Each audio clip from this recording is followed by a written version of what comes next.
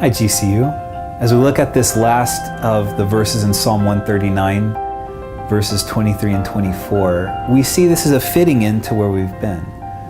Psalm 139 is beautiful in that it covers God knowing me so fully, and how it covers God being with me every single step of the way. And it covers God forming me intimately in my mother's womb. And so as it began in verse 1, you have searched me, God. You know me fully. It now ends with a prayer to God. I'll read it. Search me, O God. Know my heart. Test me and know my anxious thoughts. See if there's any offensive way in me and lead me in the way everlasting.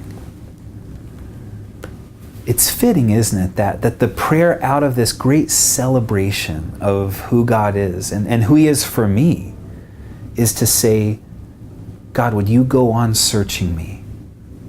Would you go on opening up the doors to my heart that I don't see yet, but you see? Would you show me those pieces of me, who I really am? What is it that needs to be addressed in my life? What is it that's anxious or offensive in me that you can bring healing and wisdom to? Now, I'll warn you, it's a bold prayer. If I pray this and expect God to answer it, it's going to mean that things get brought up in my life that maybe I felt better behind closed doors. But there's such a reward in asking God to really answer this prayer and to search me and to know me once again, to reveal to me all the things that I need to be made aware of. We can grow when it comes to that.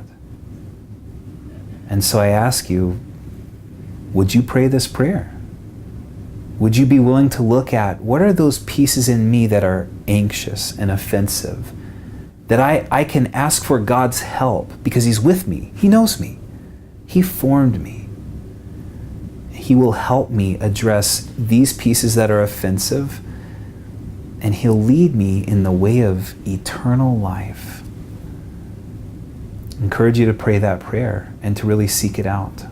And as you do that, I'm praying for you. Thanks, GCU.